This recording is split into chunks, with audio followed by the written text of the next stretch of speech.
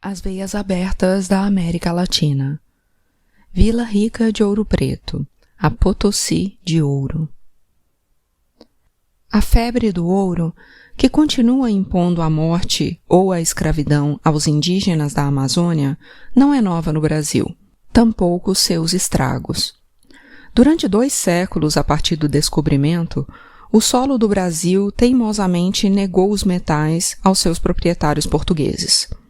A exploração da madeira, o pau-brasil, ocupou o primeiro período da colonização do litoral, e logo apareceram grandes plantações de cana-de-açúcar no Nordeste. No entanto, diferentemente da América Hispânica, o Brasil parecia vazio de ouro e prata. Os portugueses não tinham encontrado ali civilizações indígenas de alto nível de conhecimento e organização. Somente tribos selvagens e dispersas. Os aborígenes desconheciam os metais. Foram os portugueses que, por sua conta, tiveram de descobrir os locais em que se depositavam os aluviões de ouro no vasto território que se abria.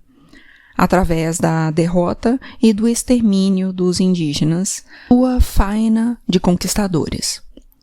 Os bandeirantes da região de São Paulo tinham atravessado a vasta zona entre a Serra da Mantiqueira e a cabeceira do Rio São Francisco, e notaram que os leitos e bancos de areia de vários rios e riachos que por ali corriam continham traços de ouro aluvial em pequenas quantidades visíveis. A ação milenar das chuvas tinha roído os filões de ouro das rochas e os depositara nos rios, no fundo dos vales e nas depressões das montanhas. Sob as camadas de areia, terra ou argila, o pedregoso subsolo oferecia pepitas de fácil extração do cascalho de quartzo. Os métodos de extração se tornaram mais complexos na medida em que se esgotavam os depósitos mais superficiais. Assim, entrou na história, impetuosamente, a região de Minas Gerais. A maior quantidade de ouro até então descoberta no mundo foi extraída no menor espaço de tempo. Aqui o ouro era mato, diz agora o mendigo, com o olhar planando sobre as torres das igrejas. Havia ouro pelos caminhos, crescia como pasto. Ele agora tem 75 anos de idade e se considera uma tradição de Mariana, Ribeirão do Carmo, a pequena cidade mineira vizinha de Ouro Preto, que se conserva, como Ouro Preto, parada no tempo. A morte é certa, a hora incerta. Cada um tem seu tempo marcado, diz o mendigo. Cospe na escadaria de pedra e sacode a cabeça. Tinham dinheiro de sobra, conta, como se os tivesse visto. Não sabiam o que fazer com ele, e então faziam uma igreja atrás da outra. Em outros tempos, essa comarca era a mais importante do Brasil. Agora não, diz o velho. Agora isto aqui não tem vida alguma. Aqui não há moços, os moços foram embora. Caminha descalço, ao lado, passos lentos, sob o morno sol da tarde. Vê, ali na frente da igreja estão o sol e a lua. Quer dizer que os escravos trabalharam dia e noite. Este templo foi feito pelos negros, aquele pelos brancos. E aquela é a casa do Monsenhor Alípio, que morreu aos 99 anos justos. Ao longo do século XVIII, a produção brasileira do cobiçado mineral superou o volume total de ouro que a Espanha extraiu em suas colônias durante os 2 séculos anteriores. Choviam aventureiros e caçadores de tesouros. O Brasil tinha 300 mil habitantes em 1700. Um século depois, ao final dos anos do ouro, a população já se multiplicara 11 vezes. Não menos que 300 mil portugueses emigraram para o Brasil durante o século XVIII, um contingente de população maior do que aquele que a Espanha transferiu para todas as suas colônias na América. Calcula-se em uns 10 milhões o total de negros escravos trazidos da África, desde a conquista do Brasil e até a abolição da escravatura. Embora não se disponha de uma cifra exata para o século XVIII, é preciso levar em conta que o ciclo do ouro absorvia a mão de obra escrava em enormes proporções. Salvador da Bahia foi a capital brasileira do próspero ciclo do açúcar no Nordeste, mas a Idade do Ouro, em Minas Gerais, transferiu para o Sul o eixo econômico e político do país e, a partir de 1763, fez do Rio de Janeiro o porto da região, a nova capital do Brasil. No centro dinâmico da florescente economia mineira, brotaram as cidades, acampamentos nascidos do boom e bruscamente crescidos na vertigem da riqueza fácil. Santuários de criminosos, vagabundos e malfeitores, nas gentis palavras de uma autoridade colonial da época.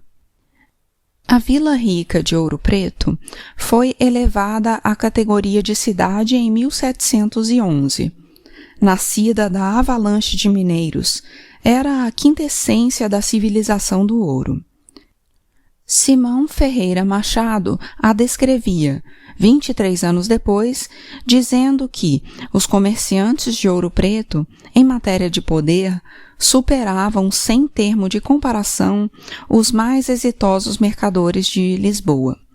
Para cá, como se fosse para um porto, convergem e são recolhidas à Casa Real da Moeda grandiosas somas de ouro de todas as minas. Aqui vivem os homens mais refinados, tanto os leigos como os eclesiásticos. Este é o assento de toda a nobreza e a força dos militares.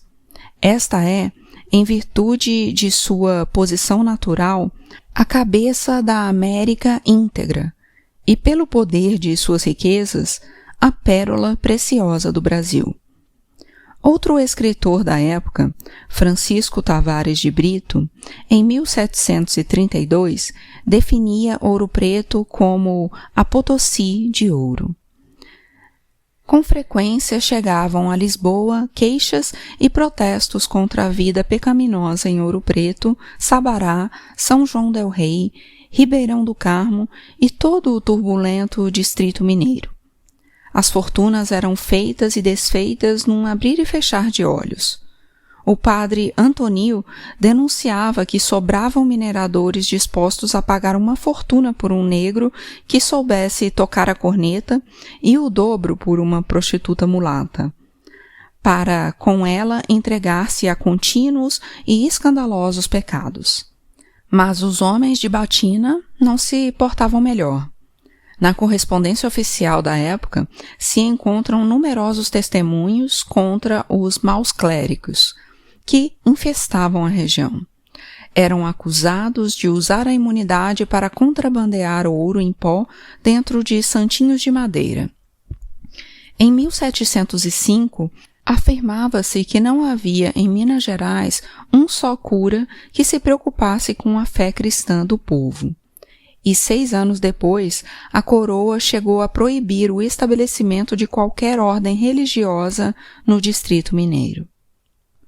Proliferavam, no entanto, as formosas igrejas construídas e decoradas no original estilo barroco característico da região. Minas Gerais extraía os melhores artesãos da época. Externamente, os templos pareciam sóbrios, despojados. No interior, símbolo da alma divina, resplandeciam no ouro puro dos altares, retábulos, pilares e painéis de baixo relevo. Não se economizavam os metais preciosos para que as igrejas pudessem alcançar também as riquezas do céu, como aconselhava o Frei Miguel de São Francisco, em 1710. Os serviços religiosos tinham preços altíssimos, mas tudo era fantasticamente caro nas minas. Como ocorrera em Potosí, Ouro Preto se lançava à dissipação de sua súbita riqueza. As procissões e os espetáculos proporcionavam a exibição de vestidos e adornos de luxo fulgurante. Em 1733, uma festa religiosa durou mais de uma semana, além das procissões a pé, a cavalo e em triunfais carros de nácar, sedas e ouro, com trajes de fantasia e alegorias. Havia também torneios equestres, touradas e bailes de rua ao som de flautas, gaitas e violas.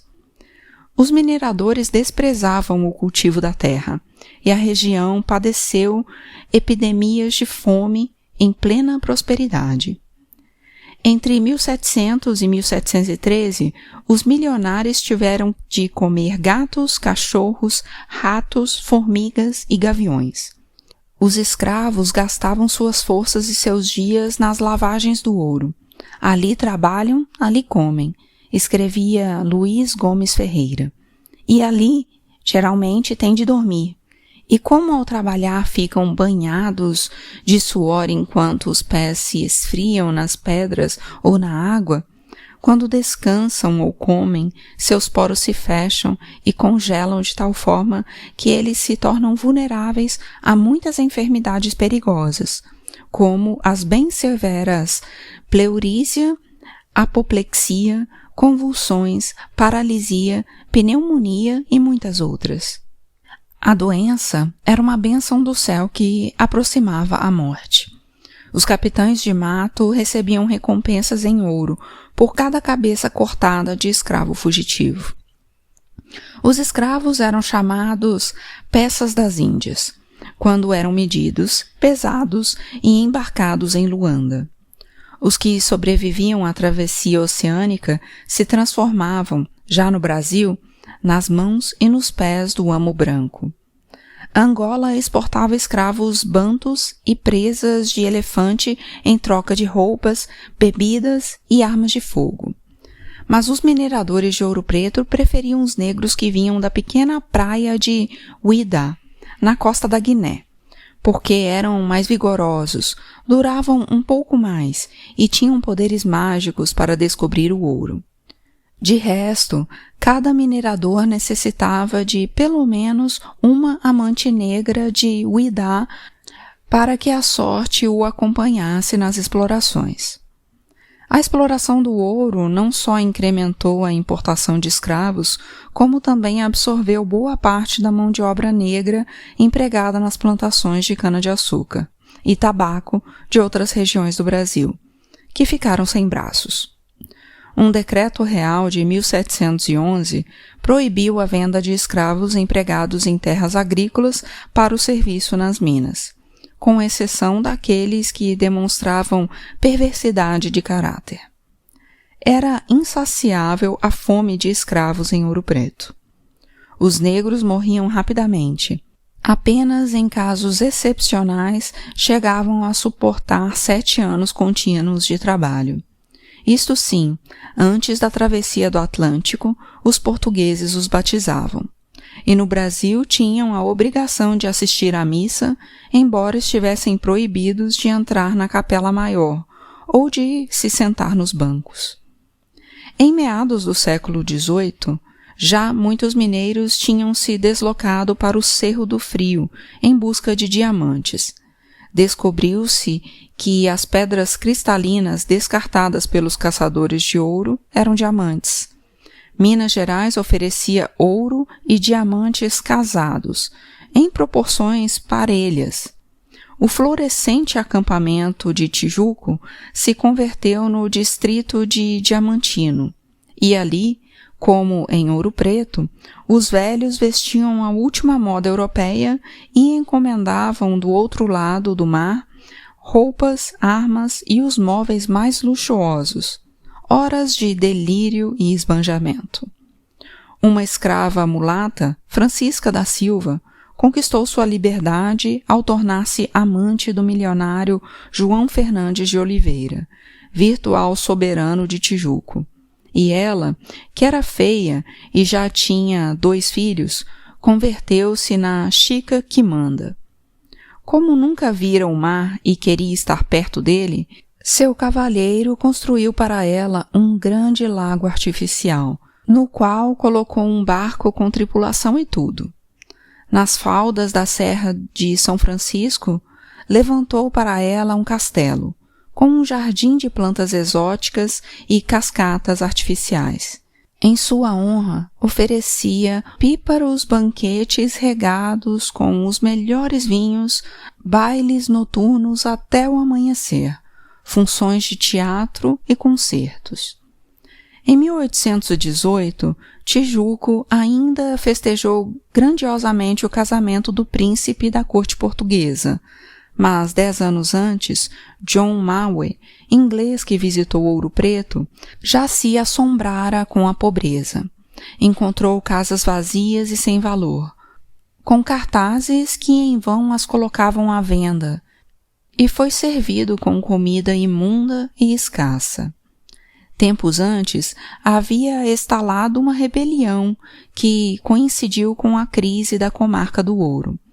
Joaquim José da Silva Xavier, o Tiradentes, foi enforcado e esquartejado, e outros lutadores pela independência foram mandados para o cárcere ou para o exílio.